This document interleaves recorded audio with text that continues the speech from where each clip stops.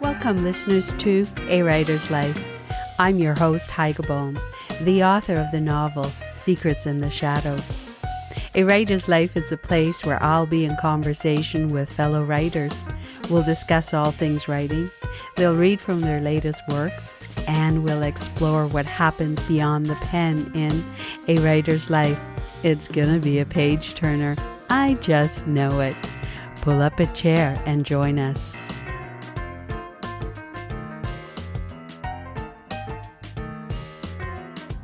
I'm recording on the traditional, ancestral, and unceded territory of the Squamish Nation.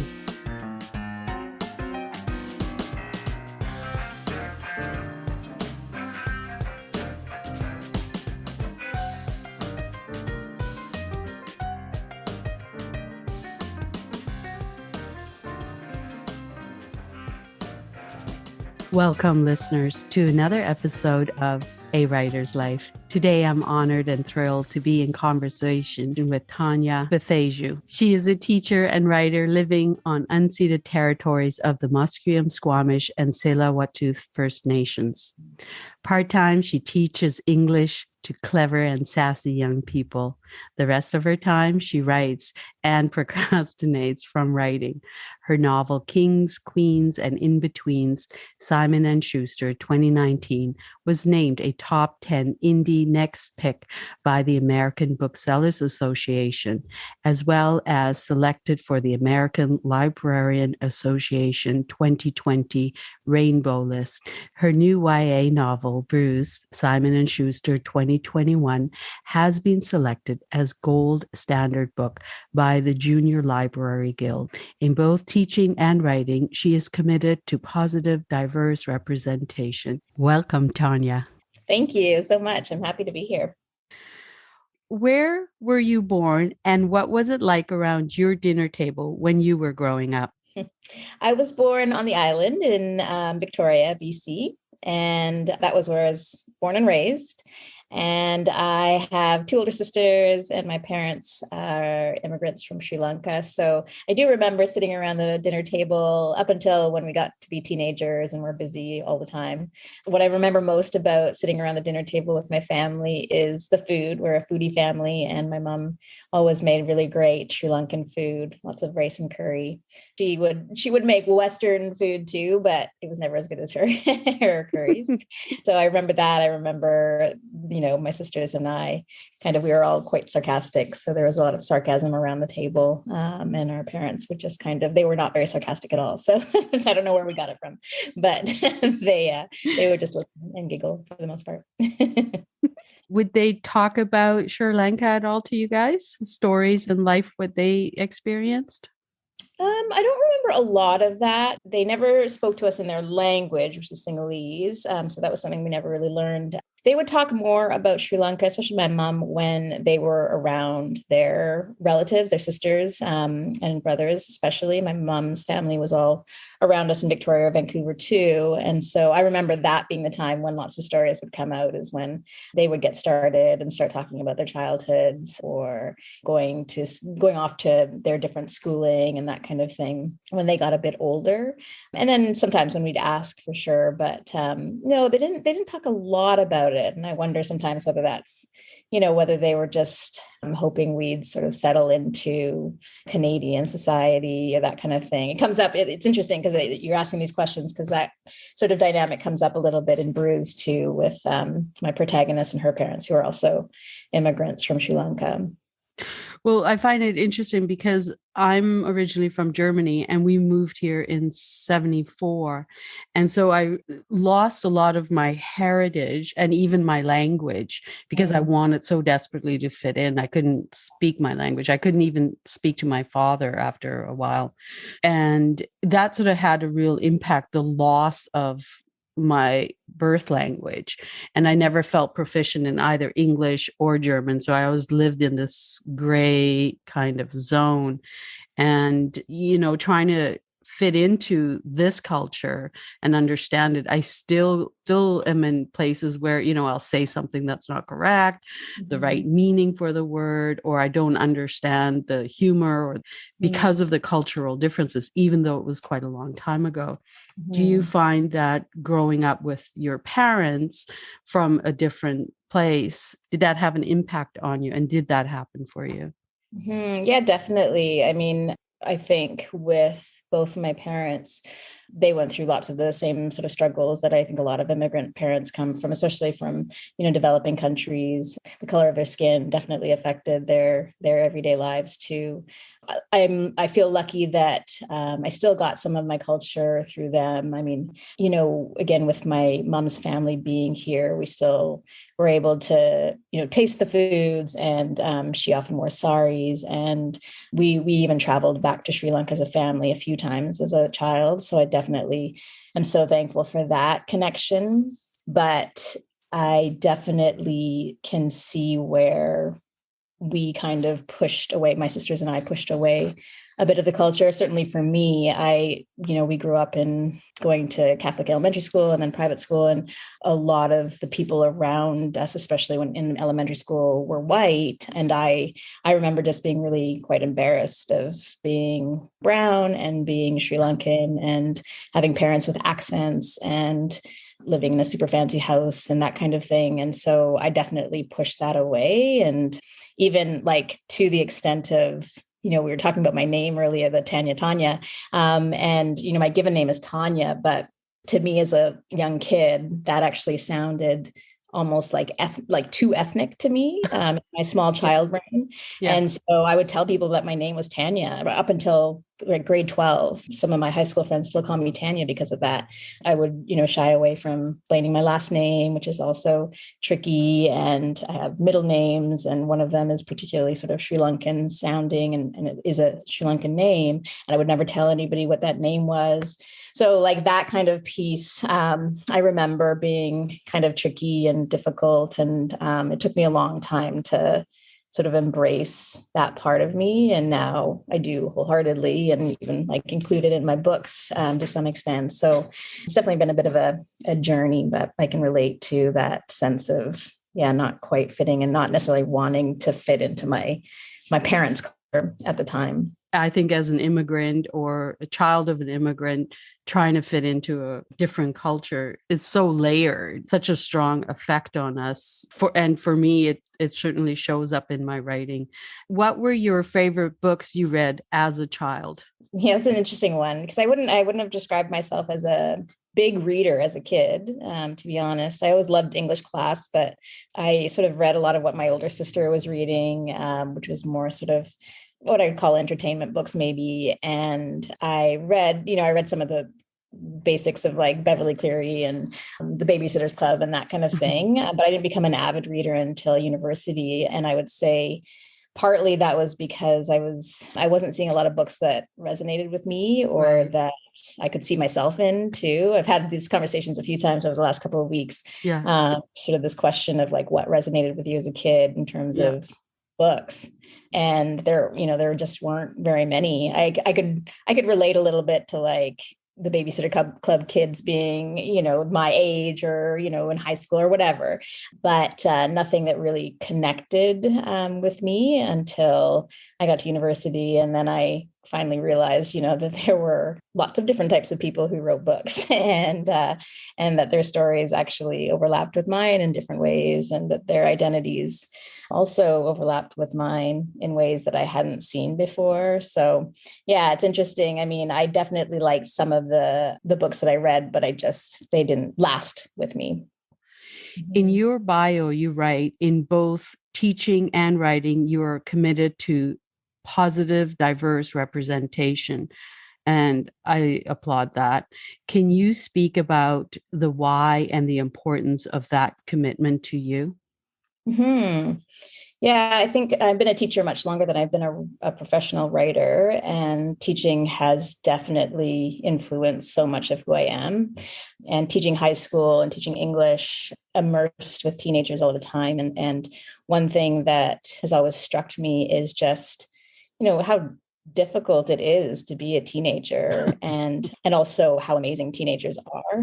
They're really incredible in so many ways, and it's impressed me in so many ways. And so teaching for me has definitely shown me that I wanting to like create these sort of safer, inclusive spaces for young people. And one of the ways I do that in my teaching is, in my classroom, I definitely try to make sure that students feel welcome and feel like they're seen in the curriculum, and that we explore the hard stuff of life, the diverse parts, the complex parts, have those conversations. And I've definitely also seen students who feel like they don't fit in different ways. Some students who are queer, or who are maybe just don't fit like the cool group, or who don't fit the model student, or whatever that is, and how they cope or don't cope.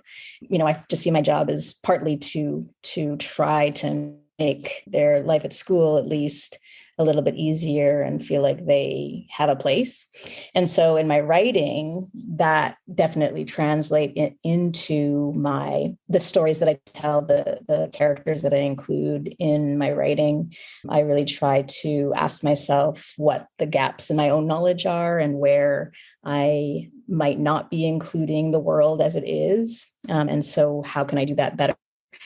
I have lots of characters of color. Most of my characters are queer in some way or another, and lots of different types of relationships and families. And the issues, conflicts that my characters deal with are messy, and I'm okay with that. And I try to send the message that that's sort of what life is like, and that it's not always going to be tied up in a bow. And yeah, lots of overlaps certainly between what I've gathered from teaching and what's important to me in my teaching, and then what has now become really important to me in my writing.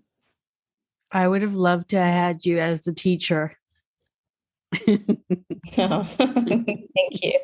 I hope my students feel the same way. We'll see. Sometimes I'm sure hard they to please do. I would have actually gone to school way more if you were my teacher.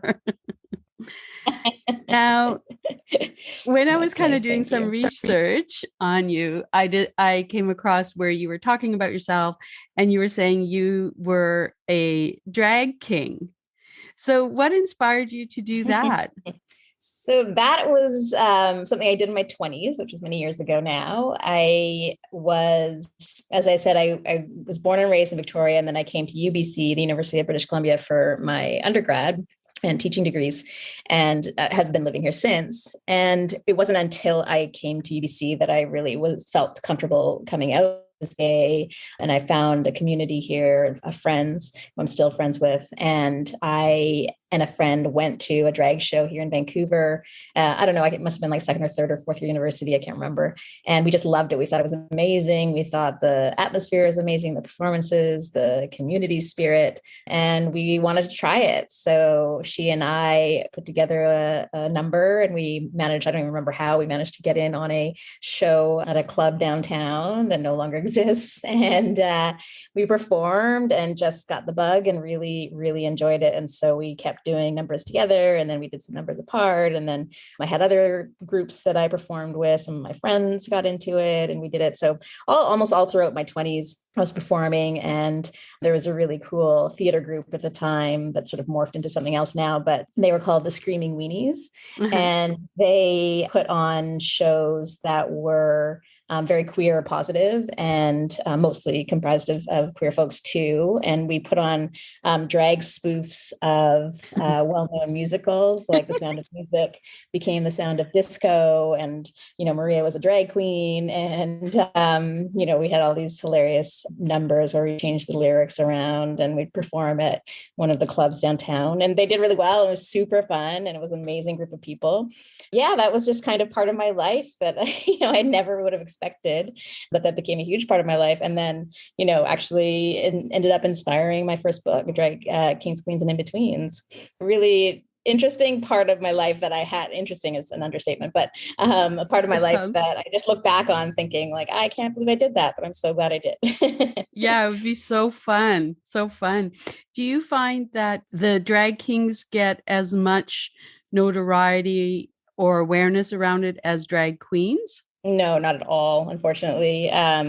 Even back then, I would say there was more drag kings here in Vancouver, anyways, than there have been over these last few years. Although, from what I've heard, there's a bit of a resurgence. There was actually a huge article in the New York Times recently about drag kings, which was really cool because drag queens definitely get the bigger stage and the more of the attention. And there's probably lots of different reasons for that, but I think there's a campiness there, and there's some politics probably involved in that as well. Yeah, now actually it's really interesting because there's been a shift to neither drag queen or king, but that in between part where we Mm. have performers who just either identify as drag artists or drag performers. We have amazing drag performers here in Vancouver. One is Rose Butch, who identifies as a drag thing. These are folks who are either identify as non-binary or trans Yeah. in their regular lives, and then who perform anywhere along the gender spectrum on stage. And so, yeah, it's really amazing. Like we're just seeing such a variety and expansion of what drag is and what gender is. So it's also really inspiring. It's actually inspiring my third book because I'm going back Oh, to drag. I'm trying to write that right now, and I'm diving back into the drag world and interviewing all these drag performers, and it's really really cool because I'm learning a lot too. It was a long time ago that I did drag, and it's changed a lot, so it's really neat to see what's happening now. that sounds really exciting. Myself, I've always been really interested, and I thought when I quit hairdressing, what I'd like to do is I love doing wigs and drag wigs. And so Yeah. I did a photo shoot where I built up huge wig and I just loved it. And I thought, Mhm. yeah, when I'm retired, I'll just build wigs because it's so fun because you can be so creative in it, you know. Yeah. That Yeah. It's was like a form. That's really cool. mhm. Had you always known you wanted to be a writer? No, I think I had some inklings early on. I loved English in high school. I knew that I wanted to go into English and be an English teacher, Mm. despite the fact that I hadn't been a huge reader necessarily. But even as I was doing my English degree and teaching creative writing at high school too, which I did for a number of years, I wasn't doing a ton of my own writing. And at the same time, since doing drag, I always knew there was this like little germ of an idea in my mind that would make a good story. But it took me, another 15 years probably to actually sit down and write that book. So I wouldn't say it was something that was always like very present for me. It was more in the back of my mind as a really cool idea and challenge, something that might come into play later on in my life. And then now, I have the bug again, and I definitely would like to continue writing. A bit different than I think a lot of writers who have probably been writing a lot longer than I have. What was that one moment where you said, okay, now I'm going to sit down and write this? Yeah, I think it was just I had just finished my master's and I was really proud of that. And then I felt like, and I was still teaching full time, but as a sort of treat, a really nice treat to myself after I finished my master's, I took myself to France just for a vacation. But I also, in the back of my mind, had decided that I was just going to try. I'm going to see what comes out if I try writing down this story about drag. And that on that vacation was when I sat down for the first time and actually just started monologuing from this vague character's point of view and allowed her to tell me about herself. And a lot of that monologuing became the sort of crux of my protagonist, for Kings, Queens, and In-Betweens. But I ended up actually not even working on that book again until the following summer because teaching full-time is nutty and I just couldn't get around to it until the following summer. But yeah, that was the moment. It was more like I finished something really big that I was proud of. I felt like, okay, what's the next big thing? And what's something that I've kind of always been thinking about maybe doing. So I started doing it. How long did it take you to write your first novel? With that entire school year, I didn't do anything at all. It took me probably about 2.5 years until 2 years, including that 10 months, where I had a manuscript that I thought was pretty good that I could then send out and try and find agents and editors. How long was that process for you? Unusually short. I don't really like, I don't often like telling the story because I feel so there's definitely some guilt about it. It's not the typical story. It was really a dream come true. I sort of finished the book. For myself, I felt like I'd finished the book at the start of the summer, like June or so, and I'd sent it out to some of my friends as beta readers to give me some feedback.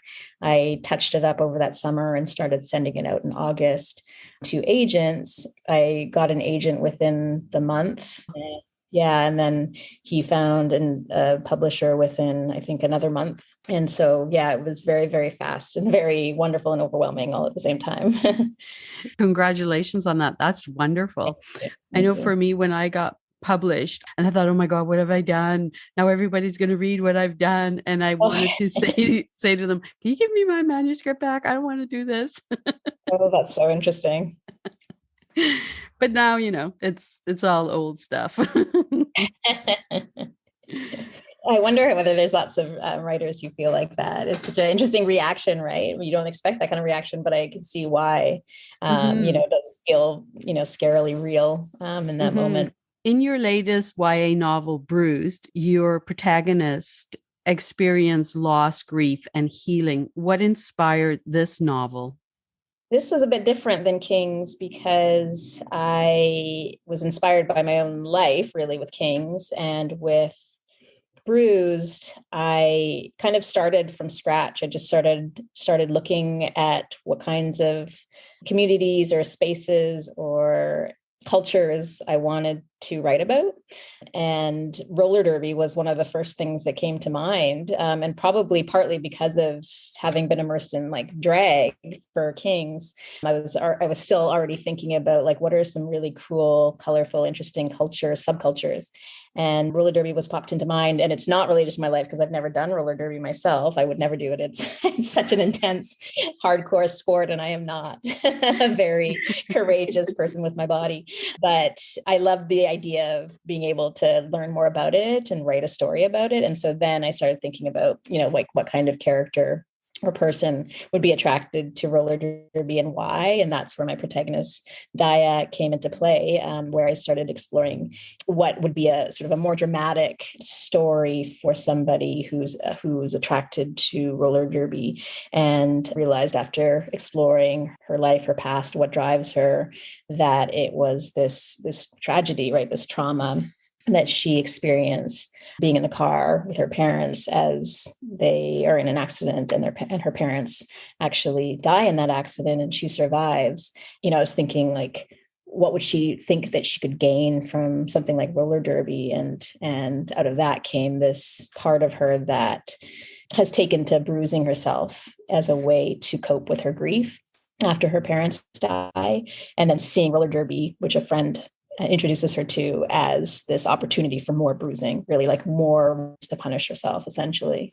And then, of course, discovering all of the other really amazing things that roller derby has to offer. So that's sort of how that story developed. It was more of a sitting down, trying to figure out what to write next versus having this idea from my life that eventually led to the story. Nice. So would you go to roller derby matches? I had been to roller derby matches. Yeah, I'd seen roller derby played in real life. I had friends who've done roller derby, played roller derby. I'd seen movies and videos and things like that. So I had a sense of what it was about, certainly enough to know that I thought it was amazing. But then when I was writing the book, I did a lot more research. I talked to a lot of people. I had a couple of beta readers who had or do play roller derby. I sent out like questionnaires to gather sort of just experiences and those sorts of things that you wouldn't know unless you were out on the track or in the change room or getting those bruises too, So that was really, really helpful and fleshed out my understanding of the sport. What kind of research did you do, or where did you go to within yourself or research to grasp that kind of loss and the kind of grief and how we deal with it? Mhm. Yeah, well, part of, I guess, my research or my exploration was just through interactions with people in my life who had experienced grief in different ways. My partner lost her father when she was only 9 years old in a very sudden accident.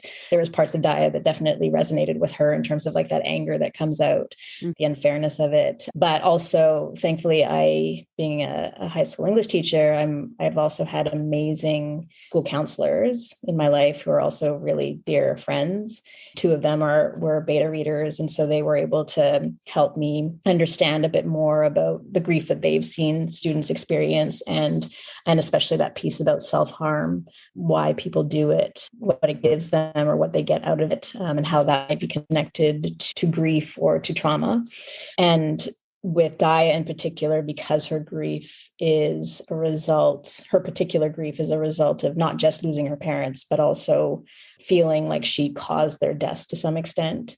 That's sort of where the connection with the self-harm came into play, was how does she not deal with those feelings by sort of distracting herself with that external pain that she seeks out throughout the book. So there's definitely a few layers of trying to understand, the grief that we feel. Like I've experienced grief, not like what she experienced. And actually my father, he passed away just as I was finishing writing the book. And so, I was able to pull from that a little bit, because her relationship with her father in particular, it does not reflect my relationship specifically with my father, but there is definitely some pieces that I pulled, just that the complication or the complexity of how we feel when our relationships with these people who we've lost are complicated. And so we might be surprised by how we feel when they pass, or we might feel things that we don't think we should be feeling, or, so there's definitely some of that ended up making it into the book to some extent too. So a lot of different pieces. And then, obviously with any sort of book, I will always read as much as I can. The old fashioned research I guess, but conversations I find, and having people read the book who will be able to have input, I find is not necessarily more meaningful than sort of traditional research, but I just find it gives a different kind of layer to understanding those experiences that sort of, old-fashioned research can't necessarily always do.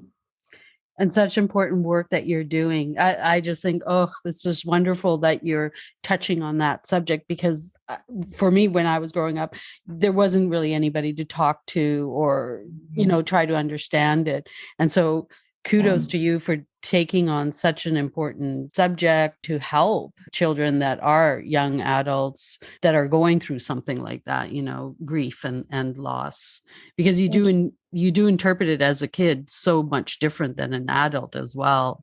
When your loved one dies, it doesn't mean your relationship with them ends. It just changes. You are still in relationship with that person that has died. Yeah. I just love what you're doing. It's absolutely wonderful. Thank you. Well, I hope so. I mean, I hope that it resonates, and also, provides some comfort and some aspect of like seeing themselves maybe, and some like hope or some way through it. I don't expect it to like fix anything necessarily for anybody, but at least some sort of resonance and a possible way through. Would you read an excerpt from your novel, Bruised? Yes, I will. Thank you. So I think what I'm going to read to you is a little bit of the roller derby part of things. And then also it kind of goes into one of the flashbacks with Daya throughout the book. We get little scenes of her life with her parents that often reflect what is happening in her current life in the book. And so you'll get a little bit of that towards the end too. So in this scene, Daya this is one of her first tryouts for the roller derby team that she wants to join. At 7:00, Kat and two other girls from the Killa Honeys, their name tag said Lena/Ms. Biz, she, her, and Dominique/Fury, she, her, they, them, started calling people over to the center of the track. Looking around, it seemed like there were a lot of girls trying out. I counted at least 25. Shit. All right, wannabes, listen up. Get over here and sit your asses down, Dominique yelled to the rest of us. She was muscled like Kat, but about 6 inches shorter. Her confidence made her seem 10 feet tall, though. Once we'd done as we were ordered, Kat, Lena, and Dominique folded their arms and scrutinized us, their lips everything from pursed to smirking. Fresh meat, Kat shouted. A ripple of laughter moved through the crowd seated on the floor. That's you, by the way, and I wouldn't laugh. This shit's going to be hard as hell, and we're not here to babysit for you. We need folks who know how to rock and roll on the track, she continued. So you better leave your blood, sweat, and tears out here. Next thing I knew, Kat called out, "Catch me, bitches," and we were on our skates and racing around the track after her. I already knew that speed wasn't going to be my selling point, but it was clear within the first 30 seconds that about half the people trying out were way faster than me. A handful seemed to have no trouble gaining on Kat and then keeping pace with her. After several laps, Dominique finally let loose a whistle, and we all slowed to a stop in front of her. As I huffed and puffed into my knees, Kat whooped, and I looked up to see her high-fiving the 6 girls and their group of show-offs. I wiped the sweat off my forehead and straightened up. This wasn't the strongest start, and I felt frustrated with myself already. For the next hour, we progressed through several skating drills. I definitely wasn't the strongest skater in the pack, but my lack of fear over getting hurt allowed me to try everything they threw at us without hesitation. At one point, Dominique randomly paired us up and demonstrated with Lena that we were going to practice holding our ground on skates while pushing up against someone. Finally, I thought, some damn contact. My partner was roughly my height, but nowhere near as thick. She seemed to be all elbows and legs. Her name tag said Gwen, she/her. When we got paired up, she gave me a head nod, but not much else. Friendly. When Dominique blew her whistle, all of us began pushing on one another, adjusting our skates as we needed to, giving and taking ground as we leaned into each other. Gwen was stronger than she looked and started out pushing me harder than necessary. So naturally, I reciprocated. I could respect a good all-out effort. But then she let up and stepped a couple of inches backward, which made me lose my balance and topple over sideways. Landing on my hands and knees, I quickly looked up to see if Kat and the others were watching. They weren't. I was thankful they hadn't seen me on the ground. I got up, fist curled and face hot. Gwen was just standing there, hands on her hips like nothing had happened, like she was impatiently waiting for me to get my shit together. That's how you want to play it, huh? Game on, asshole, I thought. Without making eye contact or acknowledging her little trick, I skated back beside her. I kept low enough to maintain my balance, managing to keep my shoulder against hers, moving with her and shoving harder. Before she could try and shift away again, I generated all the force I could and sent it up through my shoulder to send her flying sideways. She hit the deck like a sack of bones, which she kind of was, her helmet knocking the ground and her face twisted in pain. Everyone around us stopped the drill. Kat, Lena, and Dominique skated over. "What's happening over here, kids?" Lena said, mainly addressing me. I couldn't say anything. My head and chest were boiling with anger. I just shrugged. Kat rolled over to me while Dominique went to help Gwen up. "Dia, what's the deal?" I figured if anyone would understand what the deal was, it would be Kat. I forced myself to speak. You know how it is when someone's pissing you off. You take care of it. She folded her arms in front of her. That's how you deal with drunk assholes, maybe, but not folks who might end up being your teammates. Seriously? What about sober assholes who play shitty tricks during a drill? I wanted to say. But I wasn't a snitch and didn't want to sound like I couldn't handle my own shit. Fine, whatever. I looked away, trying to avoid eye contact with anyone, but ended up making eye contact with Shanti, who was watching from the stands. Shanti is her sort of partial love interest. Feet perched on the railing in front of her and a book in her hands. A book at a roller derby tryout. But she was looking up at the moment like everyone else, and when our eyes met, she blinked and frowned. I directed my eyes to the ground in front of me. Lena broke the awkwardness, shouting, "All right, my feisty little chunks of cheese. Break time. Grab a sip of water and get your sweet asses back here in 5 minutes. No sitting, though. Keep those muscles moving." Dominique skated Gwen over to a bench to look her over, I guess. I hoped Kat would just let it go, but she remained in front of me, hands moving to her hips. I still avoided eye contact. "You think you can cool off enough to keep going?" I just shrugged again. I definitely did not feel cool enough to respond in words. This was some full-on bullshit, and I was extra angry that Kat didn't seem to get it. "Okay, guess not. Why don't you head outside and do whatever you need to do to get your head on right?" "What? No way." I didn't want to miss any of the tryout.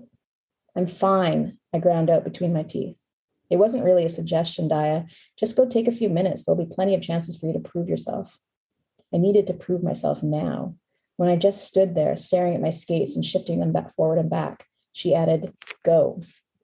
I finally turned and skated towards the exit, ignoring the looks I knew I was getting from the others. I banged my way out the entrance doors and looked around for something metal and hard.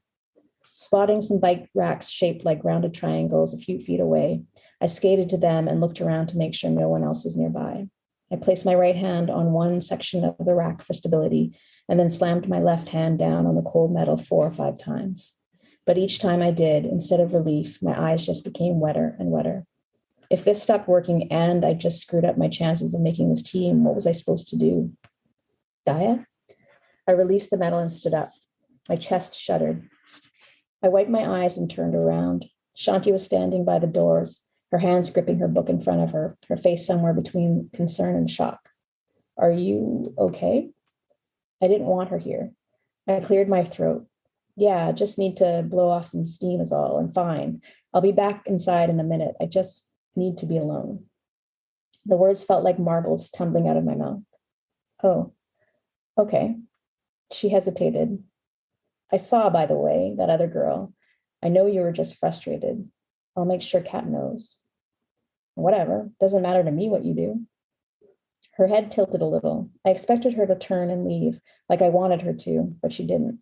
Instead, her hands dropped to her sides, and she walked right up to me, taking me by surprise. I could feel my left palm pulsing. She looked me so squarely in the eyes, I leaned back a little, trying to maintain some kind of barrier between us. I think it does matter to you. She glanced down at my hand and added, be careful with your body in there. You'll need it to make the team, you know? She blinked and swallowed. I did the same. The barrier between us remained, but barely. She turned and left me to try and reassemble the shield I'd worked so hard to build.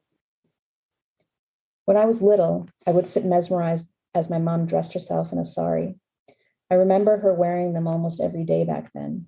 As I grew older, she began to wear them less and less. Eventually, she wore them only for special occasions. I remember wondering why she stopped. She'd always looked like some kind of precious stone or something when she had one on, like an emerald or a ruby with glimmering hints of silver and gold. Watching her as a kid, I'd try to follow the wraps and folds, tucks and pleats, not because I'd wanted to wear one, mind you, but because I'd always thought it was some kind of magic trick, like one of those cup games where you had to follow the magician's hands closely to see where they move the cup, the stone beneath it. My mother was the magician, and her hands wove around her body, hiding bits and pieces of herself with every twist and turn. By the time she pinned the last fold, I'd always be lost, several steps behind, but still completely spellbound. She'd enfolded herself into a magical shield, and I wished I could do the same. Beautiful words, fabulous writing, so inspiring. Oh, thank just you so wonderful. much. Who was your hardest character to write? Well, Daya was definitely a journey to discovering all the ins and outs of her, but I actually had the most trouble wrapping my head around. There's a bit of it's not a love triangle, but there is a bit of a triangle between Daya, Kat, and Shanti. So Kat and Shanti are sisters. Kat's like sort of the head honcho, really, the big wig on the team, and really, really tough like Daya. And Shanti's her sister, who is younger and much softer, but sort of tough in her own ways. And Daya has her sort of different, varying connections to them both, or attractions to them both in different ways. And they started getting really complicated because they also kind of reflect Daya's parents. Daya's father, who was really hard on her, as we see through these flashbacks, and really expected a lot of her, partly because of that immigrant experience of trying to like make it and fight for everything that he got. And her mom, who is a softer soul, a softer character, and seems to be at least maybe more of a pushover, kind of like Shanti. And so anyways, all of these sort of parallels and connections and how they interact with Daya and how Daya sees them and perceives them got really, really complicated. It took me a very long time and lots of revisiting their relationships to sort them out a bit and make sure that felt, I hope it feels fluid and natural in the book, because I'd have to sort of manage, how they related to Daya, how they relate to each other, and then how that made sense or not with the parent characters. So a tangle of characters was the most complicated part of it. Who was your favorite character to write? Oh gosh. Well, there's a couple of really silly characters, which was really, really fun to manage or balance out the more serious stuff. I mean, roller derby is this whole amazing world, so that kind of balance things out too. But there's two couples, Daya's parents, or sorry, not parents, her uncle and aunt, who she lives with now, are these like musical loving, super kooky folks. And they're just outrageous, super annoying to Daya, but super fun to write. And then Kat and Shanti's grandmother and her grandmother's lesbian partner, they are these old school, they used to play roller derby when they were younger, and now they're like in their 70s and still kicking ass in different ways. And they have these kind of, it's like an East Coast kind of New York accent that I'm, better at writing at than I am trying to mimic it now. But so they were just hilarious to write. The older characters, actually, all of the older characters in the book, besides Daya's mom and dad, are all quite a bit silly and larger than life. So they were just fun. Nice. What advice do you have for a writer that wants to get into writing YA novels? I mean, there's so much advice that just is relevant to writing in general, but I think being around the folks that I write for has been really helpful to me. Obviously, it's easy for me because I'm a teacher, but even if you're not a teacher, if you can spend time around or with folks who are that age to get a sense of how they talk or don't talk and how they relate to each other, I think that's really helpful. Or, try and like read or watch as much as you can that revolves around young people to get a sense of them. Don't underestimate them. They're really smart and they are really skeptical and critical. And so you do have to be responsible for your representation of them. Young people, I think that they know a lot more than adults do about some things, especially when it comes to like diversity and representation and things like that. They have a lot of the language and have grown up with a lot more of it. Obviously, I'm speaking in terms of the populations that I deal with. I know this is not the same everywhere. They will be able to call you out on things if you haven't done your research or you haven't been responsible for your representation. And then I guess in terms of a writing thing, just a general writing thing, if you want to write any sort of novel, as it really just takes a certain amount of discipline and persistence and like sitting your butt in the chair. It's like not the fun stuff of writing, but it's the necessities of it's, I think we all have stories to tell, but it really takes something to get it down and stick with it. And even through the parts where you're not inspired and where it just feels like work, writing does not always feel like inspiration and good time. So I think there is a certain amount of just blood, sweat, and tears that you have to be willing to put in. It's so true. The other day, a client said, "How's your writing going for your second novel?" And I said, "Well, I wrote 2 words." Some days are like that too. Yeah. Yeah, exactly. What does your writing day look like? Well, since writing Kings, I've actually gone part-time teaching, which has helped because now I actually do technically have days that are supposed to be writing days. I don't always write on those days. My off days from teaching are often filled with teaching prep and marking. There's a ridiculous amount of marking when you're an English teacher. And so writing still does take a backseat to teaching for sure. But for me, I am a morning person, but I spend that on teaching stuff. And so my writing often happens in the afternoons. My wife made me a nice little bench seat near the window so I can look out.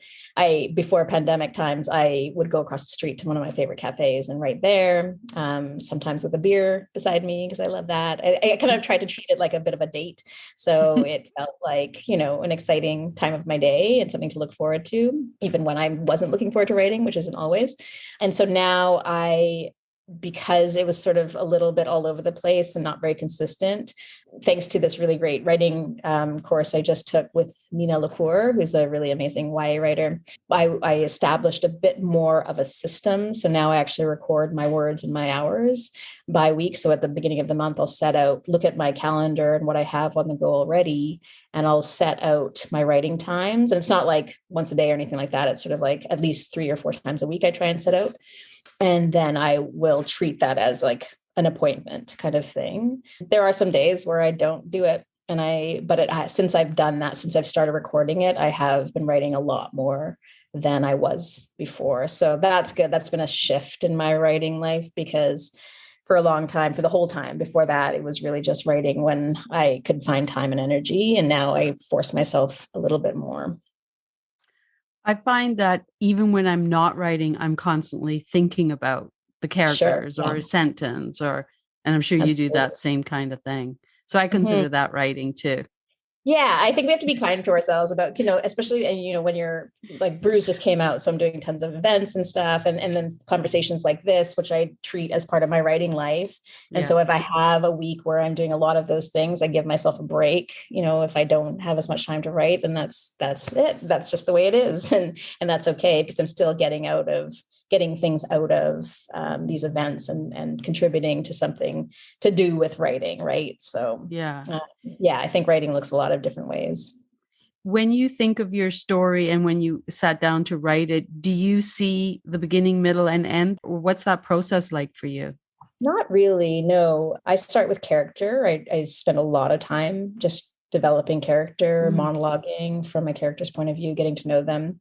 And then when I feel like I know my protagonist pretty well, I will start writing story, but I don't necessarily have a clear sense of an outline or anything like that at the beginning. I don't do that until a little bit later on, once I've written, usually, I don't know, a third to even a half of the story, or at least, a first draft of the story. I will have to pause and then sort things out a little bit more to give myself a bit more of an efficient, clear pathway to an end. And so that's how it's happened so far in the 2 books that I've written and the one that I'm working on right now. And so, I'm sort of in between that, like planning and then, flying by the seat of your pants kind of writer, which so far is working. And I enjoy that, because I think the flying by the seat of your pants, that sort of exploration in writing is so, lends so much energy to writing. I think and to you as a writer, it allows you some space to like be surprised and discover as you write. So that's been one of the coolest things I've discovered about writing, is that writing is discovery, or can be. And that's where some of the coolest parts, I think, of the story and the characters come out, is when you're just kind of letting them go and letting them, tell you about themselves. Because I'm a planner in life. Otherwise, like, I'm a very organized type A, plan down to the minute kind of person. So writing is one of the spaces, surprisingly to me, that I've allowed myself to be a little bit more messy. And I think it works really well for me anyways, in giving some energy to my writing. I really enjoy the element of surprise when I'm writing. I was just doing a scene, and for the first time, I don't plot. And I was halfway through the second novel, and I thought, you know what? I need to kind of figure it out and plot a few things here and there. And so when I was doing that, I thought, okay, this is what's going to happen. And then thinking about it for a while, I went, oh no, this is not what's going to happen. And it was this huge twist, this plot twist. And I was so delighted about it, because it was just much better, way better than, what I was actually going to formulate. And it was just this natural thing that came out. And I have to say, that's one of my favorite things to do in writing. And then the next favorite thing is editing. Do you like the editing process? I don't mind it. I wouldn't say it's my favorite part, but it's nice to edit writing that I don't have to mark, that I don't have to give a mark to at the end. So that, I don't mind going back and tweaking and that kind of thing. I don't mind any real part of the process, to be honest. There's no part of the writing process so far that I really despise or anything like that. But the beginning parts, those generation stages and writing that first and second draft, I think, are probably my favorite. So can you tell us a little bit about the book that you're working on right now?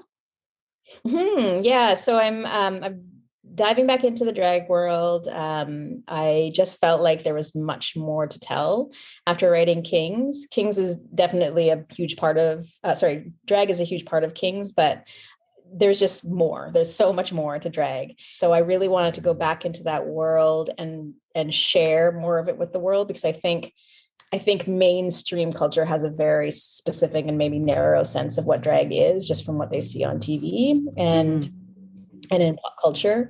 Vancouver is a really good example of how it's so much more than that. We have an amazing drag scene and a really varied one. And so I just find it really inspiring. I think there's so many cool stories and experiences and politics involved in drag. It really falls in line with a lot of things that I'm committed to in terms of like gender expression and, being able to explore your sexuality and gender on stage and in life and the artistic part of drag and performance. And so just got excited about that, and then started again, sort of asking myself about the kinds of characters that I might find in those worlds. And that's been a real journey. It was a struggle to sort of sort out for myself what this story is about besides drag, because I definitely didn't want it to just be a book about drag. I'm very sort of character oriented and wanted to ground it in characters, strong characters.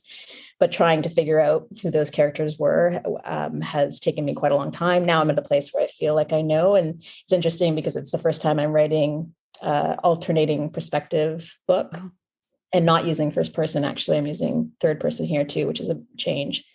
So I've got these two characters it's still a young adult as far as I know right now. And they're both 20 years old. They're both drag performers, but very different kinds of drag performers, and doing drag for reasons that are both similar, but also different. So I'm just sort of exploring the drag worlds through them and their conflicts and their sort of internal motivations. And it's been hard. And now it's a little bit more clear to me what's happening and who these people are. So I'm having a bit more fun with it, I think. Nice. Tanya, thank you for coming on A Writer's Life. It was really lovely to be able to share a little slice of your world. Thank you so much. And I just really admire what you're doing and your work. Congratulations on your second novel. And thank you so much. Thank you. Thanks so much for having me, Heike. It's really lovely to meet you. What a great conversation with Tanya Boteju. For more information on her and her latest novel, Bruised, please check the links below. And while you're at it, why not subscribe to A Writer's Life? And if you want more information about myself and my novel Secrets in the Shadows, visit my website at www.heigebohm.ca. For a kinder world, take care of each other.